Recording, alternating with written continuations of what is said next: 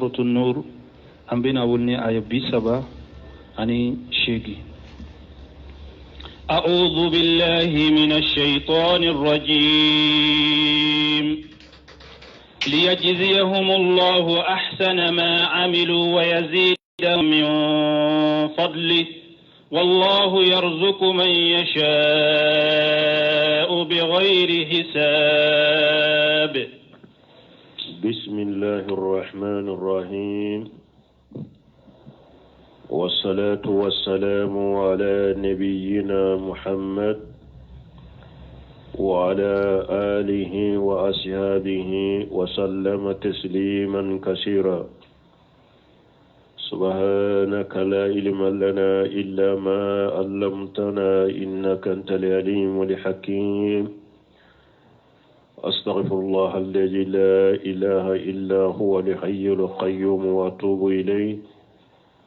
اللهم انفعنا بما علمتنا وعلمنا ما ينفعنا وزدنا علما. بكارثوية هجرية باكلي أني كمناني أني بيناني أني سبا شهر ربيع ثاني من هجرة سانكالونانينا بيسويني وفلانا ميلاد النصارى وكجاتي با فلاني مغاني كلي سانكالو تاني كلينا بيسويني وولون فلانا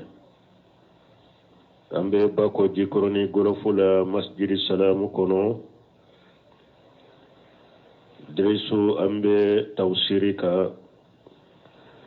aya minni ala ko fi buyuti ajina Allah an turfa kana bila liyajziyahum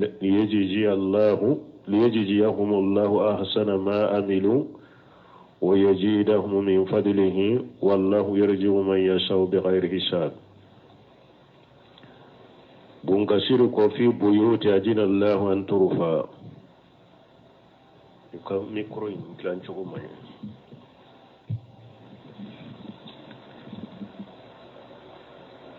في بيوت أذن الله أن ترفع أي أمر الله تعالى بتعبدها وتطهيرها من الدنس. somunu ni ala ya nyamariya an ku seneya kabon nogoma walla qawile aqwali wala afwal ani kumallankulu ni barallankulu allati la taliqu fiha kumallankulu munu ni barallankulu munu numan kam mishirikono وقد وردت الأحاديث كثيرة في بناء المساجد واحترامها. ako hadisa caman denana misiru jolika aneka misiru ku hormatanga wa tawkhiriha ane ku bonya wa tatiibiha wa tabqiriha aneka misiru ka wusulan kula aneka kajajalan kula ko caman nana wala hadisa wala وذلك له محل مفرد يذكر فيه. ako min ye misiru ka bonya anu ka sariyaw ani adabu munun kaka ko ya damana wala handa de yoro dola wa qad katabtu fi zalika juz'an ala hiddati walillahi alhamdu wal minna. bun kasiru ko ale yere kitabu do dila oka ko tanu be ala ni fonna shiriya aye kitabu do dila oka hadisa munun na misiru fasamantiala me ko abu do foya ako bu do foya ni ala sunna udoye munye ako anni amirul mu'minin Usman ibn Affan radiyallahu anhu qala sami'tu rasulullah sallallahu alaihi wasallam yaqul man bana masjida yabtaghi bihi wajha Allah bana Allah lahu mislahu fil janna. ko Usman ibn Affan ko ciden ko kisini nema baka ko ni mogo min ye misiri jɔ ala ye n'i bɛ ala jati ɲini n'a ye ko ala fana bɛ so jɔ i ye a b'o misiri ɲɔgɔnna so jɔ i ye arijanna kɔnɔ. misiri jɔli fasamanta dɔ filɛ ni mɔgɔ min ye misiri jɔ ala ye mais ka fo ka fara kan n'i bɛ ala jati ɲini n'a ye ko ala be so joye arjanna kono ala ba nyugona joye arjanna kono ni hadisa fulo ya wa qala al-Bukhari qala Umar ibn abuni lin-nas ma yukinnuhum min al-matari ko Umar ibn Khattab ko Bukhariya nati ko Umar ibn Khattab ko yem mishiru dila hada madawnya mumbu kishi kabo sanji madro wa iyyaka an tuhammiran aw tusaffira fatina an-nas ko maru ko bawma akana mishiru akanu bile ube akanu ke kominere mugulama nabe hada madawu fitina parce que wudu tilela kamisiru ko masiri choya dola sebo to masoma wani buraidata anna rajulan ansada fil masjid anana buraidata fana bolo ko cedo ko adella ka baitu donkili da misiri kono bun kasiri fuleka misiri sarayawu de fo hadisa wala ku tele kata folo misiri joli fasamanta yofo fulanna umaru ka ashirula ka misiru masiri chogoya dola foni hada maden do ni kono ibe sogola ka sallila fuleli golo ni musiri masiri lendo balili kera oka umaru ka ashirula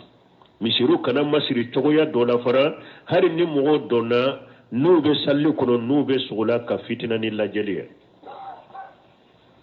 o abina munasisa ka musiri ko donkili da yoroe faqala man da ko cide nye mugo dawe ansada fil masjid ansada kore munye aka fendo de tununa anana misiri la ko nyini waqala man da ila jamal al ahmar ako jonye nyame bile nka nyame bile atununa donye nyame bile ye waqala an-nabi sallallahu alaihi wasallam nabi juma qama la wajarita ala kana to ni basoro ala kana to ni bi ka nyame soro innama buniyatil masajid lima buniyatil lahu mishiru dilana ujora fendo kama ujora bin kama mana salli jikiru qur'ana kala mishiri ma joko ibena fentunu ne nyina kono akana ala kana to ikani ka nyame soro kido nyen ninke katiki jabi donc ne hadisa fana ya iranna ko mishiru te fentunu ne nyina yoroye ni fentunu na mogola kana misiri kono ni tunu na jonyaye ube ka fo misiri mikro la misiri madila okama fentunu ne nyine yirote misiri ye don kaba ye nyon soso hada maden tunu nendo chidon kon na folo ma feunde ube bagaw ulu kana nyine misiri kono ne minya hada maden de tununa ube del fitide do de tununa an ka fo misiri mikro la ni ewanni ndemma sina tunna ni mo mi nyaaye ko abe chogodi don ko ka nyogon soso baka do ko hada maden tunu nen sentala ko bagaw ni na folo ma few ko ci don ko manode ka me ko ni hada maden tunno be se ka fo misir la mi masayla nyira la lejina daima li buhu silme wal iftai ulu ko tanke ci den ko fen tunu nen de kanani ni misir la ko hada ma do na folo ma few ko abede bo hadisan kono lejina daima yode jabi akera hada madenya akera fiungo fenye chiden ko fentunu de kananyi ni misiri la dro ko fentunu be de bo kono wa nabi hurairah radhiyallahu anhu anna rasulullah sallallahu alaihi wasallam qala karisa min abi hurairah ma kamina chiden makisiri nema baka ko ija araitum man yabi'u aw yubta'u fil masjid naye mogoye abe fereke sanni fereke misiri la ube abafe ka fendo fere mugoma misiri kono faqulu la rabbaha Allah tijarataka aya fo tigiye ibi ka sanni fere minna ala kana to nibe tono surala wa kanni fo atigiye wa izaraitu man yansuru dalatan fil masjid faqulu la araddaha Allah alayka nayi mugo ye abe fentunu ne nyini misiri kono aya fo tigiye ala kana ika tunu fen sagi kana ima donc nonun ya yira misiri te sanni fere yoroye misiri te fentunu ne nyini yoroye odi ato Umar ibn Khattab tilela hari mugo munun bena misiri kono no be nyina o ka feun na misiri kono na la umaru ye bondo de dila misiri kenemena la fentununen bebeta bilaye ni mogo min nana i beta a yoro laje ni ka fentununen ye afule mais ate dilo misiri la fentununen be tumbeta nyini misiri da de la kenema umaru ye sode de jom misiri kenema fentununen bebeta bilaye sanni fere teke misiri kono fentunun te nyini misiri kono abo chogola uka azansi ko munu fule ninye hiju azansi ko e kani ka papio dile publicité e ka hiju publicité ube ka limura publicité kano papilo dilo misiri kono na la doni ke bawo ye fatawa ke ni na komi bunu semira rahimahullah kon ninye komrasi sira ni jago sira da ibolo atebe ika nunu na nyogona ke misiri kono ika hizo agence publicité kana ke misiri kono ika limura agence publicité kana ke misiri kono parce que ebe na folo nyini de la ibe jago sira de ka amanka ika ulu papier eko unoro misiri kono parce que ube jago bonda de la ube sanni fere bonda de la inyo hadisai أما أنه لا يتخذ تريغا فقد كره بعض العلماء المرور فيها إلا لحاجتي ومشيري كيري دوية مونية كمشيري منا كاكت ميروي كاكت مشراي نحاجوتي إفنا أي كدو كسرا كمشيري دي إنا دو نين داي كابوني نين داي كتيكا دو كنو كسرو حاجوتي دوني كباو دويو أوكو ijan wajada manduhatan anhu na yasuru tume yoro wore bibolo ebe se kateme noye kata ika haju la ika makola kam mishirika ika sirani kateme yoro don ke bawo doko makarhudo fil asri innal malaikatan la tata'ajjab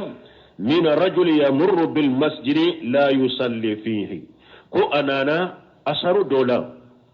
kom manikaw be kaba ko mogola momin be temeni misiriye ni te salli donc don ko do ya yira ni hajute ikana misiri konona ke ikatte mesire wakati beni be bonay o fana kadu misiri adabu kono wa ma annahu la yushharu fihi silahu wala yunbadu fihi biqawshi wala yansuru fihi nablu misiri sariya doye munye bamurute foshi misiri kono iti ka binye kala ito obo misiri kono ko chari misiri kono falima yughsha min isabati badi an-nas bihi likasrati al-musallina fihi mun koso nini bamuru foshilen be misiri jamala misiri kono ube murube ebolo muru kise misiri kono ube binye kise misiri kono silamiya sariya balili ke nununa parce que na ya soro salli baka kacha jama kacha misiri kono ika ewa bamuru kanata mogodo soro ubi ka muru kise kanata mogodo soro ube ka binya kanata mogodo soro wodi ato chiden ko sallallahu alaihi wasallam ija marra rajul bisihami an yaghbidan ala misaliha li'alla yuji ahadan chide sallallahu alaihi wasallam hadisa do nana chiden ko mogomi nini ka binya kise betemeni misiriye aminana nunye pura kanata silama do soro ni sabatira hadisa salen kono min ya sahih muslimun hadisa ba kono wa ma annahu la yutaghadu suqa misiri fana adabu doye munye misiri te minaka ke suguye فلما تقدم من نهي أن البيع والشراء فيه ودل مني حديثا من نانا من يسني فرني على يبالي كالا تشيرين يبالي كالا قوى كناك مشركونه فإنه إنما بنيا لذكر الله والصلاة فيه مشري دلنا على قسمة دكاكيا كنو أن يصلي كما قال النبي صلى الله عليه وسلم لذلك الأعرابي الذي بال في طائفة المسجد كم تشيدن يافو بروس مغو دويه تشوغمي نانا كان سغنك تشيدن كان بشريك كرير دولا تشيدن كواما إن المساجد لم تبنى لهاجة أكو بروس مغو إما كم مشيري ما دلان نكما مشيري ما جون نكما إنما بنيات لذكر الله والصلاة فيها تيدنكم مسيري جورا على قسمة كما أنك سلك كونو ثم أمر بالسجل من ماء فأهرغ على بوله o ko fe cide nya marali ke aku ka jurufile fajila o ka bo ka suguneka donc misiri te suguye ni mo be sanni fere kala anni Sa'ib ibn Yazid al-Kindi qala kuntu qa'iman fil masjid فحسبني رجل فنجرت فيجا عمر ابن الخطاب misiri adabu doye munye misiri te mankanci roye mogo kake nyogon soso ye misiri kono kake mankanye misiri kono misiri to oye o dalla ye munye dondola ka Umar ibn Khattab ko to ciden ka misiri la minye Sa'ibi ibn Yazida ako alibu min kalama doye bele fili alela ko alayya ko laje ayasro Umar ibn Khattab de do Umar ko alema ta nince fula min fule mankan na misirin kono ta ufula wale ikananu yede Sa'ib ibn Yazid tara mo fure ngoda nananu ye Umar kuma man antuma aw min aina antuma ako aw ye mo fula aw ye jon fula ye ube aw mo fula bora yoro juma qala min ahli Taif ko Umar man ye Taifan kawde أمبورا الطائفة دي كلا قال عمر كو لو كنتما من أهل البلد لو لا أوجعتكما ترفعان أصواتكما في مسجد رسول الله صلى الله عليه وسلم عمر كو لا ياسر أو فلت نيم مدينة كودي يبي نتم باو بغو فوقاو بنا ميكم ياتم مدينة كويه مدينة كم يسري سريع من ياتادو دمان دي ياو فلاي na fula tunye madina kaude ye bi ntumba bugo fo ka ubana aw baka aw fula baka kan korota ciden ka misri de kono aw fula aw baka kan korota ciden ka misri de kono ni duna tunte aw ye bi na tunya sora ye madina kaude ntumba bugo fo ka ubana donc ni yaira ko misri te mankan ci nyoroye wa qad sabata fi sahihayn anna rasulullah sallallahu alaihi wasallam asabatira hadisa sahlen kono kola kacide kisini nema baka ko salatu rajul fil jama'ati tuda'af wala salati fi baytihi wa fi suqihi 25 di'afa misiri salli fasaman chafule ciden ko mogo che ikana salli misiri kono ko abaraji be jidi katemeni ka isallire ka sokono ube katemeni sallire ka sugu kono ka bitigila ni ewa jidili muga ani duruye mana ni farda kelen sallim jamala misiri kono abaraji kacha kateme ni kelen sallira ika so kono ni farda muga ni duruye ni farda kelen sallim misiri kono jamala abaraji be jidi kateme ni kelen sallira ika sugu kono ika bitigi kono ni daraja muga ani duruye donc le nyaayira misiri salli kawsa ika salli ka sokono che misiri salli kawsa che ma kateme ka salli ka suku kono wazalika chiren ko sababu yemunye annahu ja tawadda fa ahsana al-udwa ako hada maden fule ni ese salli jita ika salli jita kanye summa kharaja ila al-masjid o ko fe borakata misirima la yaghruduhu illa salatu foyi mi bo ika dukono fo ni misiri ni salin te lamu yaqutu watan illa arafa Allah biha daraja ite senta ke fo ala bika daraja korotanu yar janna wa hatta anhu biha qatiyata abika jurubu do bini senta ndoyen mogo ni saliji te ka dukono ibora ko ibina misiri la fuyi mi la boy kam do kono fana ni salli la nyinite senta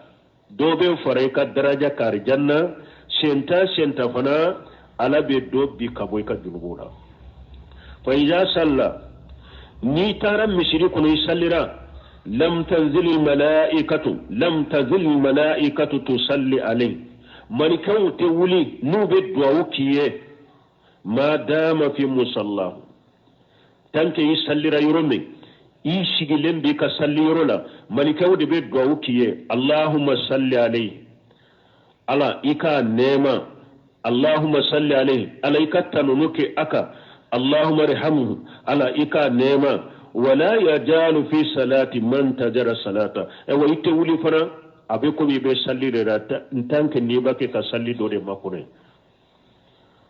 ni sallira ibake ka salli wakati do ma kono e fo o salli wakati woren ki soro e iko fana salli kata e abe ko be be salli de kono ka baraji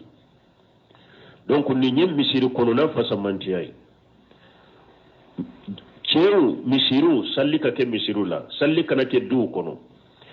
wodi yato ibn Samir rahimahullah aka kitabu kono liqa'ul babul maftuh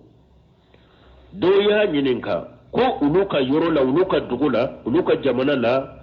ko sariya do be sisa lada do be sisa ko ni mo minye aka du do doro ko abe misiri do jo aka du kono o abe misiri do jo aka du dala ado ayirena ka demba ya be salla kono ado sigi nyogon do be na faruko be salla kono o be chogodi lo semenu ya jabi ako tanke jama misiri be kin kono be jama misiri be dugu kono ni mo mi ni ka dujo ka misiri wore jo kerefe ko oye ka silamo farade ko tebbe ko oye de ka jama misiri toro bebe naka misiri minjo ko oye ka jama misiri toro de ko olawo misiri sugu gurjali yere de dagara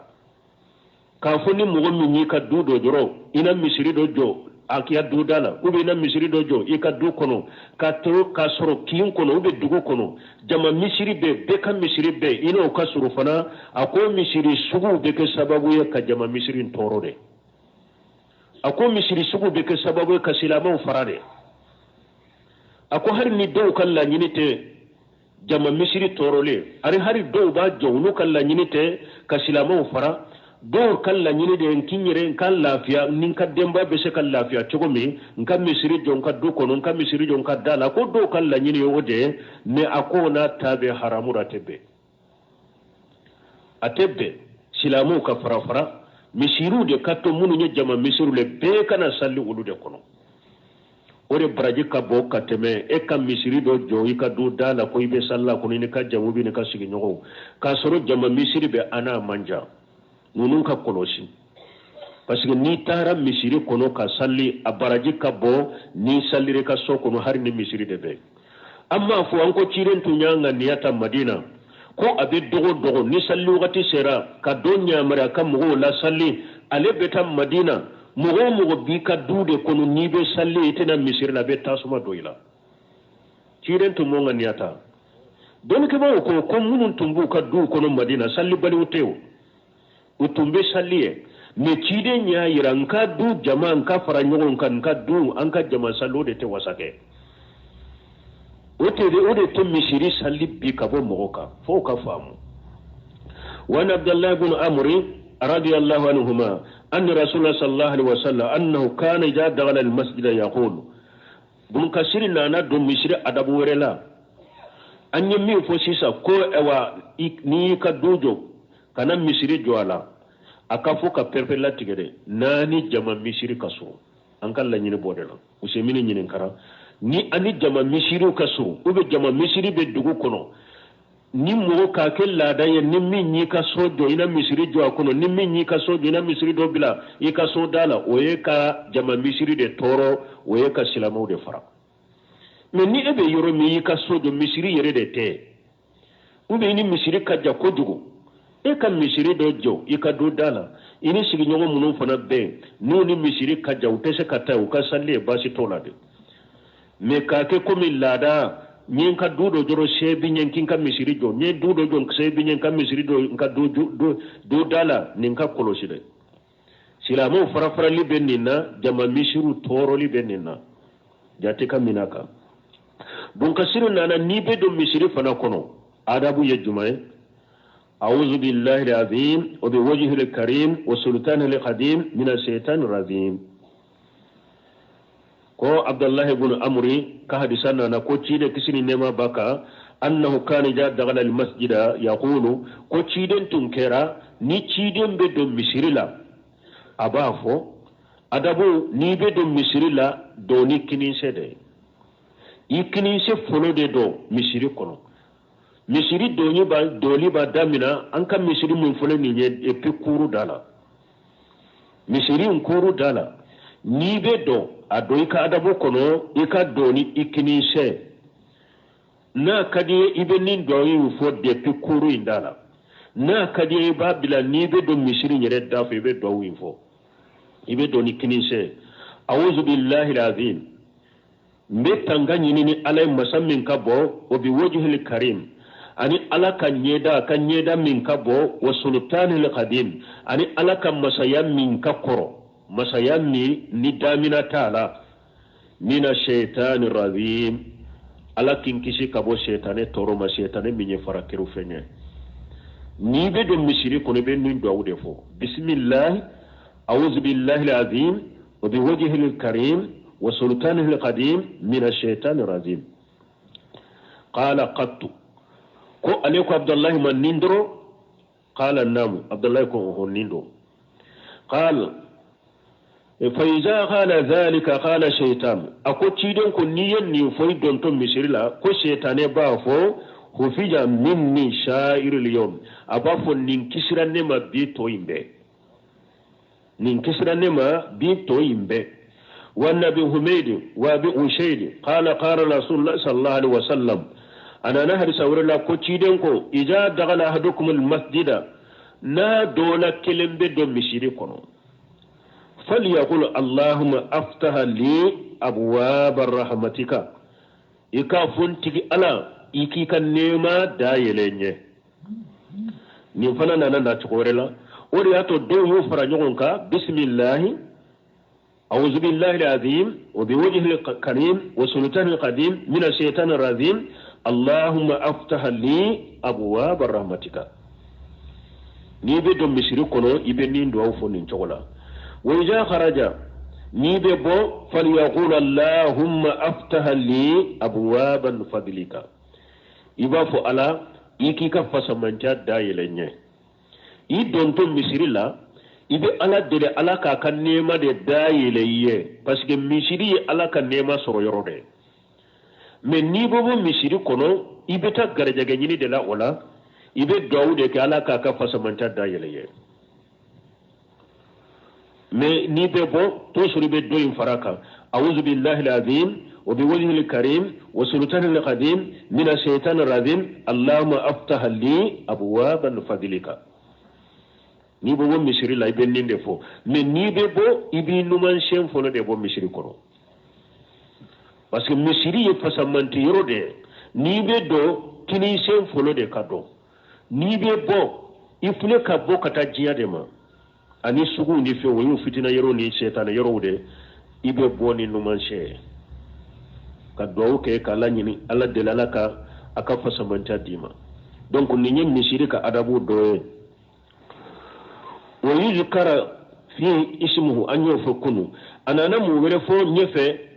minye ewa na ko rijalu la tulhihim tijaratu wala bay wa dhikrillah ala yake wude fo misiri koda ko sanni ferete ulusukula munna parce que muso misiri sallima wajibe uluka mais nimina na salli misiri kono basitila wa man nisa'u fa salatuhunna fi buyutihinna afdal muso ka salli o ka so kono wode kanyi أن عبد الله بن مسعود رضي الله عنه أن النبي صلى الله عليه وسلم قال سنة عبد الله بن مسعود ملك جيكا وما كبرنا مما كسين النما بكا كو صلاة المرأة في بيتها أفضل من صلاتها في هجرتها وصلاتها في مغديها أفضل من صلاتها في بيتها ko ciden ko muso ka salli aka sokono aka bonkono aka salon kono ko ode kanyi ka teme aka salli misirila muso ka salli fana aka so samburu kono fo kono la ko ode kanyi aka salli aka so minye salonya aka salli okono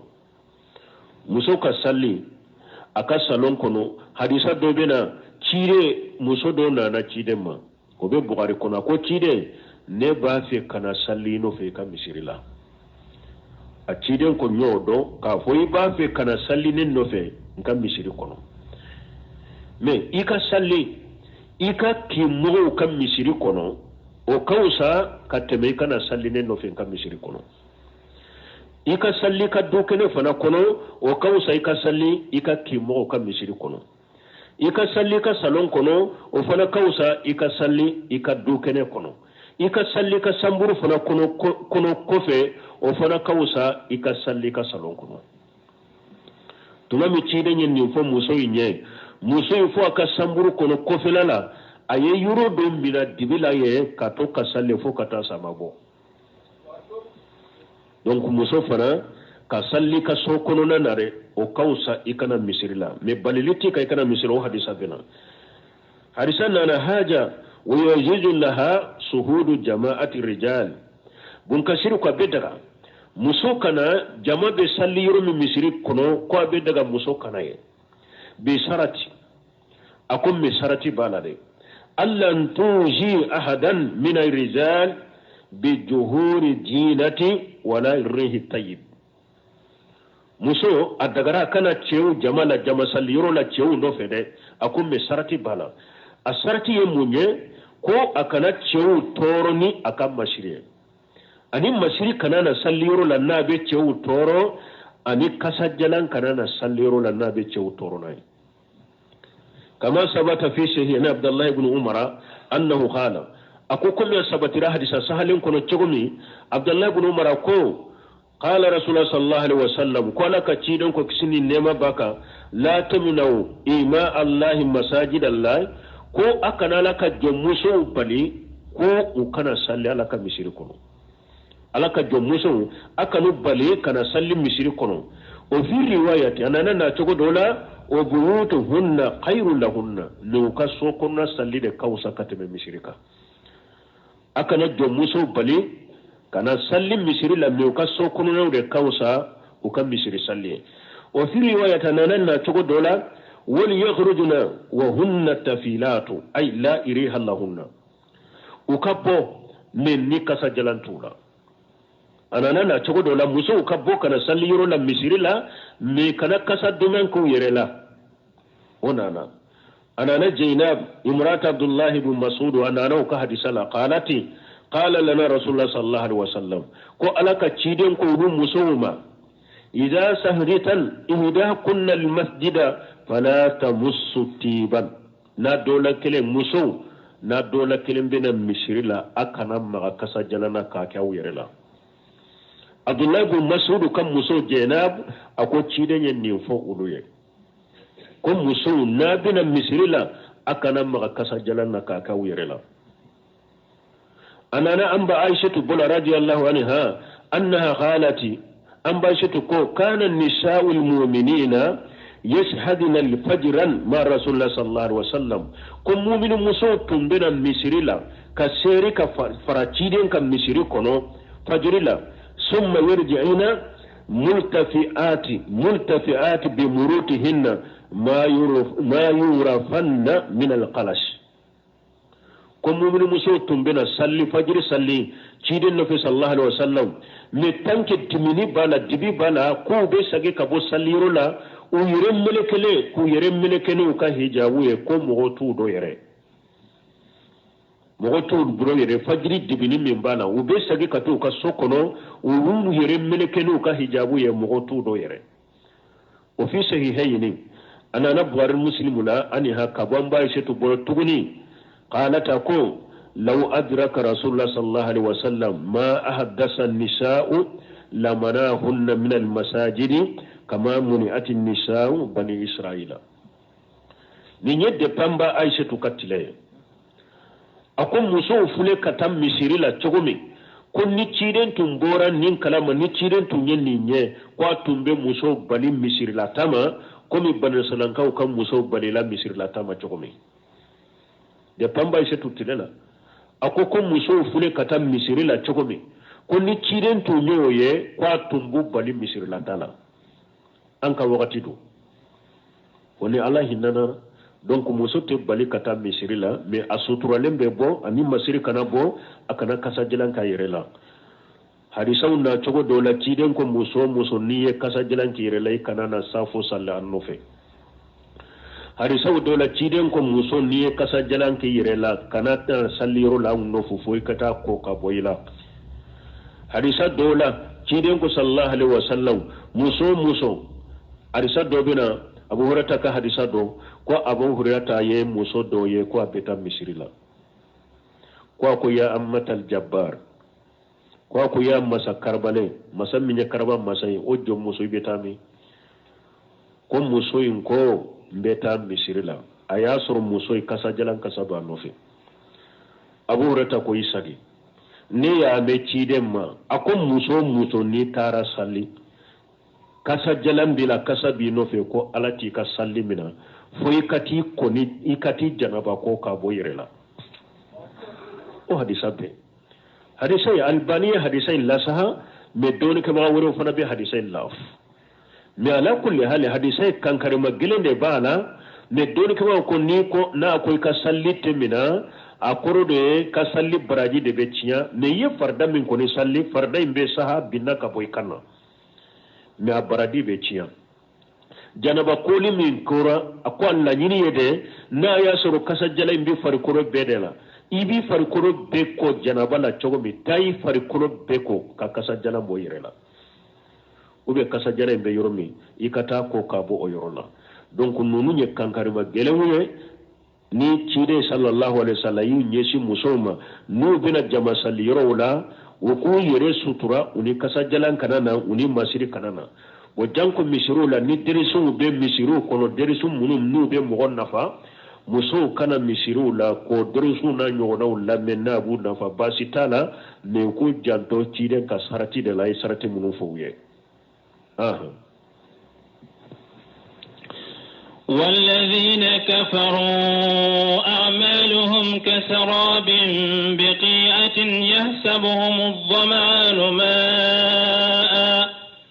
يحسبهم الظمآن ماء حتى إذا جاءه لم يجده شيئا ووجد الله عنده فوفاه حسابه والله سريع الحساب نين تالين دوye ni ala ya goshi kafiri kalite fulama hajani masalani darabahuma Allah ta'ala linawil kuffar ni nyen taleye ni tale minni ala ya goshi kafiri suguya fulama kama daraba lil munafiqina fi awwal al baqara masalaini nariyan wa ma'iya abikum suratu baqara fulo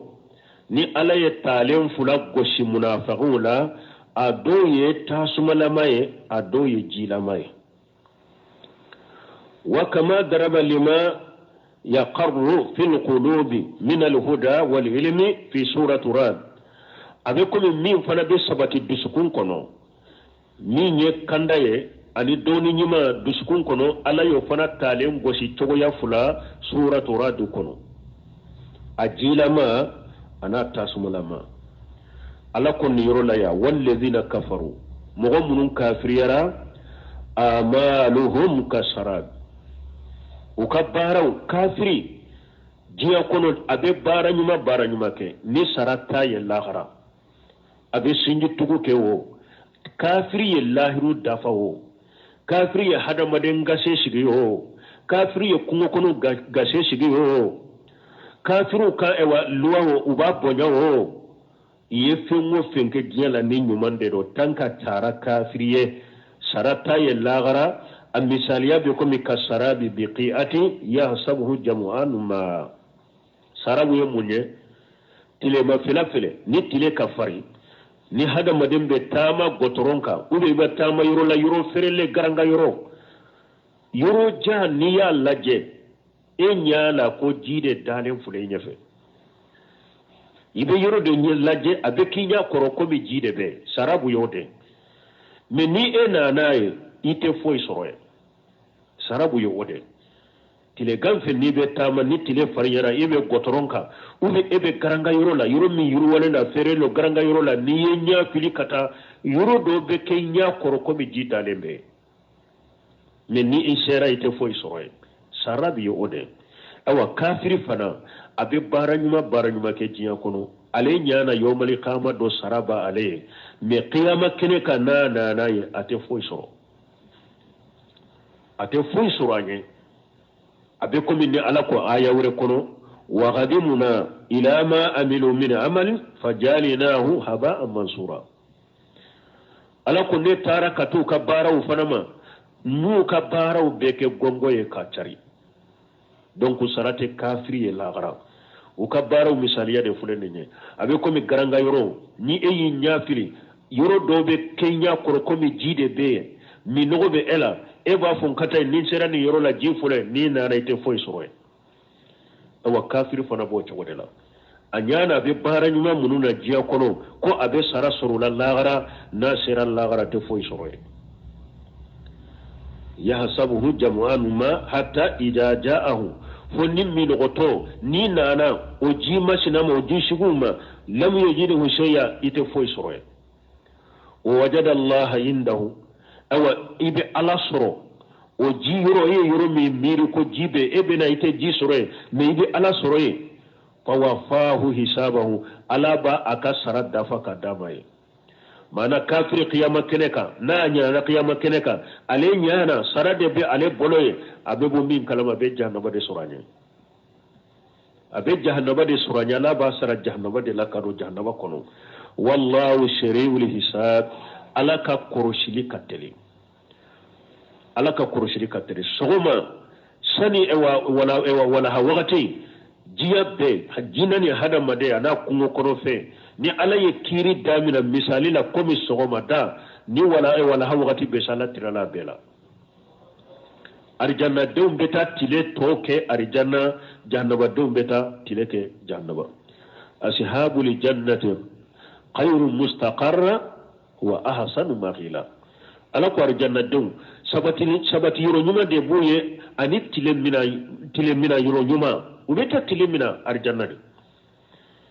sɔgɔma sani walahala bɛ kiiri bɛɛ ban arijanadenw bɛ taa tile mina arijana de jahanabadenw bɛ taa tile mina jahanaba de a bɛ ko bɛɛ ba teliya la أو كظلمات في بحر لجي يغشاه موج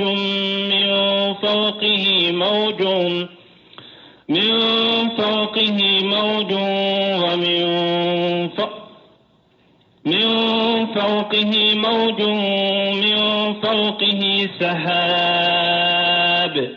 ظلمات بعضها فوق بعض إذا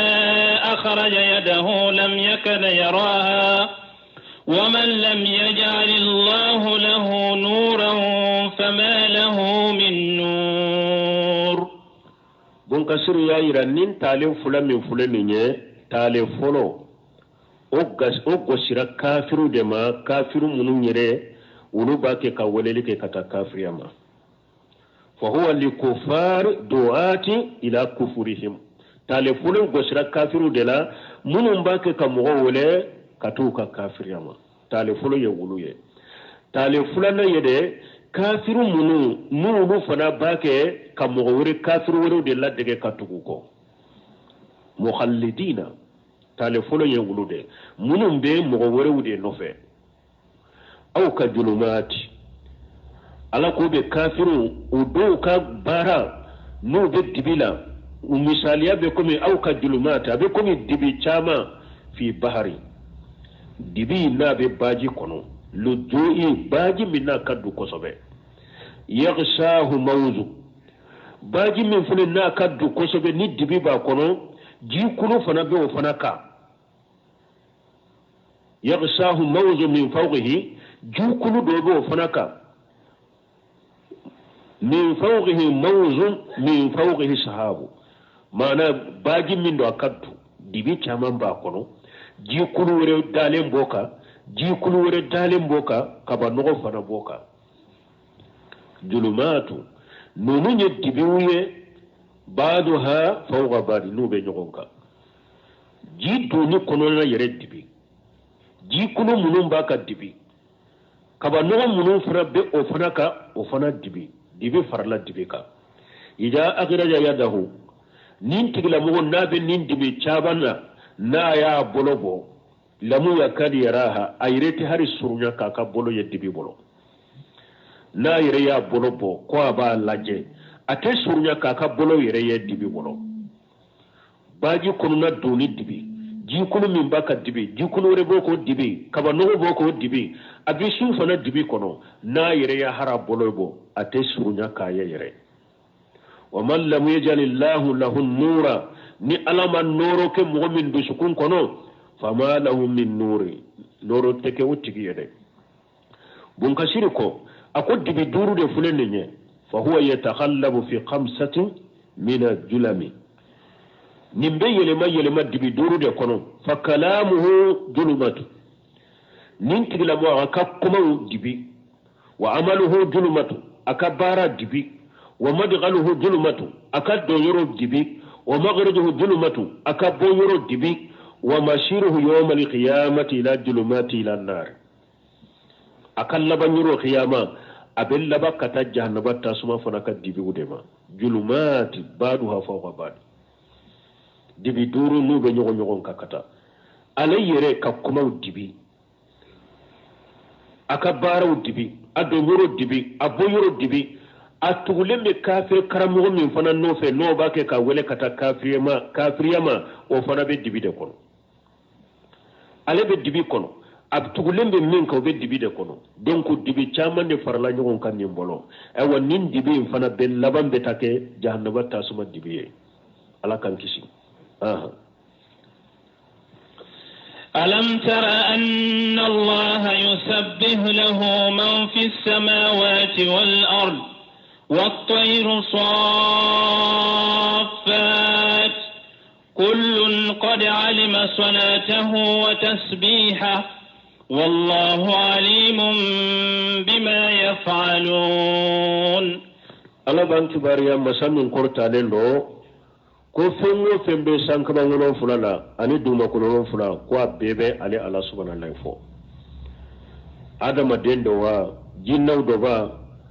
fenyana mawde wa jammadatu do wa ninte minna ko bebe ali ala subhanahu wa fo abe ko min ala ko ayawre kono tusabbihu lahu samawati sabu wal ardu wa man fihinna ala ko ni yoro laya alam tara ala ko yema yewa أن الله يسبح له من في السماوات والأرض فيمو في بسان كما ونم فلالا دان فين دا في بدو ما كنون فلالا أبيبي الله سبحانه الله يفو وطير صافات أو هاري كنون نوبو وكمون فينسي ساني دوغوچه وبانتو وبي الله سبحانه الله يفو هاري كنون صافات كوري مونيه وكمون فينسي تو ساني دوغوچه نوبي با ube Allah subhanahu wa ta'ala kullu nimbe min fulende nye dan fe be sankawalo fular dan fe be dunga ko fular ni kono qad alima salatahu wa tasbihahu ala ben nimbe salli chogodo ala ben nimbe subhanahu wa ta'ala fo chogala ba bedo ube ibe shaka fo qad alima salatahu wa tasbihahu dan fe be ibe salli ala ye chogomi ala ila dunya ala ibe ala subhanahu wa ta'ala fo chogomi ala ila dunya ala be dan fembe akelen kelebe salli alay chogomi alay alla dunya ala akelen kelebe alla subhanahu wa ta'ala chogomi alay alla dunya ala wodi ato ala ko aya wure kono ako fumu fe mbe sankama wonon fulana dum ko lon fulana ni fe mo fe ngu kono ko abebe alay subhanahu wa ta'ala fo walakin la tafqahuna tasbihahum lo ka subhanahu wa ta'ala fo chogo au ta famude har jammadati abebe alla subhanahu wa ta'ala fo ala ya abella dunya ka salli chogola ala ya bella dunya akasura le fo chogola wallahu alim bima yafaluna wa kelen kele be fi mo fenke ala babedo dan be sanka mo fulala ube fi mo fenke ala babedo dan fe be dum ko lon fulala ube fi mo fenke ala babedo minye nima fenye nite minna ala babe kayta do babe ka fota do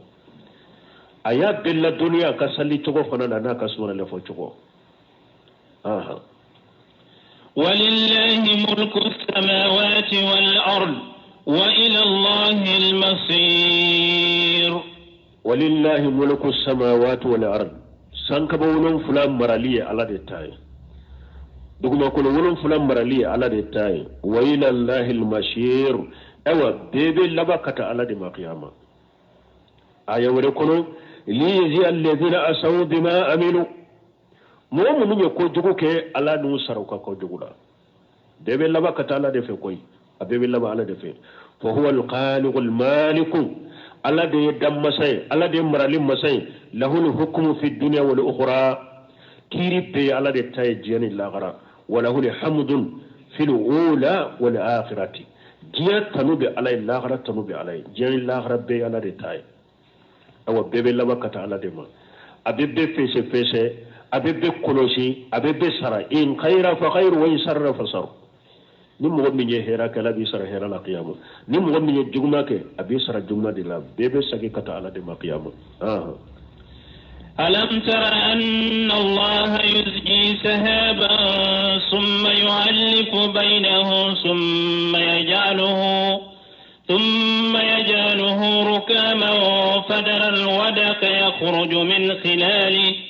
وينزل من السماء من جبال فيها من برد فيصيب به من يشاء ويصرفه عن من يشاء يكاد سنا برقه يذهب بالأبصار ala bafoya ko ale ala de be kabanogo sama kabanogo daminato depuis Allah fulen wa tigelen fitini ale ala de ba be sama ka kifara nyogon ka bonya fo abeke komi kulu o ko fe ka ci ka jibu akono ala de be ninge alam tara ala ku ya layma yawa anna Allah yujji sahaba ala de be kabanogo sama atigele fitini ka cari ni sankaba ya tigele ala ba sama summa yulafu bainahu o ko fe ala ba fara nyogonka ala de be kaba nogo tige na ya tige fitini ala ba sama ka fara nyogonka summa yajaluhu urukama o ko fe na ya fara nyogonka ba be dada nyogonka abe kaba nogo dada nyogonka na dara nyogonka afara jila fatara alwadiqa ibe sanji kiseye yakhruju min khilalihi abe bo kaba nogo kono kajigi ibe sanji kiseye abe bo kaba nogo nchela kajigi wa yunazzilu minas samai min jibal ala be wa jijigi kabo sanfelala kabo kaba nogo la kaba nogo minni ala ba dila kake komi ka bonya komi kuno min jibal kore wode ala be kaba nogo nke ka dada nyogon ka bonya komi kuno ala be jibo akono fihi min baradi o kaba nogo min be komi kuno ala ba bonya ka ke komi kuno ala be ji bo akono ka sumaya do bo akono munu nye neziwe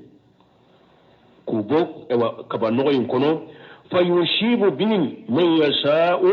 wa yasrifu amman yasha'u de mire sagi chogo yoro fula bala imma ala kambe jimi be jigi kabo kaba nogo kono kaba nogo min ni ala ba dila ka da nyogon ka ke komi kunu bele ba ala be jimi bo akono ala be jinta kalashe aka jondoma munu ni ala ya dia jin kashe auma ala be sanji nyelema kabo mogo do fana bono munu ni ala ya dia ka sanji nyelema kabo auka ala ya kanu sanji kata jigi yoro ma beta jigi ala ya kanu salli kana jigi yoro ma ba yelema kabo auka demire be se ka sagi kata jima demire be se ka sagi kata nezi fana ma sumaya min be jigi kabo kaba nogo min be komi kulo ala be sumaya lashe mogo doma ka ke sababu ye kauka seneke hu halakinaye aka seneke fu ko halakinaye ala ya kanu aka mogo munu soro ala be neji ni sumaya fana yelema kabo mogo ka kauma nema ye mogo min ni ala ya kanu ka yelema kabo ka yasrifu huwa man yasa abesega sagi kata sanji ma besega sagi kata sumaya imma mais min al-jibali min subhi al-jibali azim min al-jibali korone kaba no min ni ala ba dila ka bonya ka ke komi kulu belebere ba ala be sumaya do jigi kabo kaba no yin kono abe sumaya nyelema kabo mogo ka munu nyaji ka yerema kabo ka abe ta sumaya jigi mogo ka ya kanu ka jigi munu ka yakadu sana barghihi akasru ni nye kaba no nye aka sanyegarum min ba kono yele min ba kono yeji hab bil abusar ni mo min ko bi nyaake kallaja yegaru to abeto doni da kinya tige ka boyla sanyegarum ayele ko to ni e ko bi nya turala kallaja abeto doni da kinya tige ka boyla tanka be yele ko chokome aha يقلب الليل والنهار إن في ذلك لعبرة لأولي الأبصار يقلب الله الليل والنهار على دبسون التلي يلما وقتو دولا على بسون التلي دالا كنيا سوك الليرو أني تلي كالليرو أبي كلنيا وقتو دولا على بسو جنيا كتلي كايرو دو فرسوكا suka eru be caya ka tile ka wakati dona fana ala be suyin surunya ka tile janya suka leru do be fara tile ka tile be janya ka tebe sufela ka ala de masai na be nimbeke ka suni tile yelema ni chogola wakati dola ube kelenye wakati dola su de kaja tile ka suru wakati dola tile de kaja su ka suru ala de ba ke ku yelema ni chogola inna fi jalika la ibratan li ulul absar ala ko jate minani tasiben ninna mogoye mogo munun dusukum be se ka yelike dusukum duma be mogo munun na dusukum be mogo munun na munun ka dusukum be yelike ni nye tasibe utigila mogoye suni tile yelema chogolate ni nye tasiba nu be tasi soranai munun ni dusukum duma bula aha subhanaka allahumma rabbana wa bihamdika ashhadu an la ilaha إلا أنت واستغفرك واتوب إليك. تفسير سورة النور أمبنا ولني آية بيسبا أني شيكي. أعوذ بالله من الشيطان الرجيم ليجزيهم الله أحسن ما عملوا ويزيدهم من فضله والله يرزق من يشاء بغير حساب. بسم الله الرحمن الرحيم.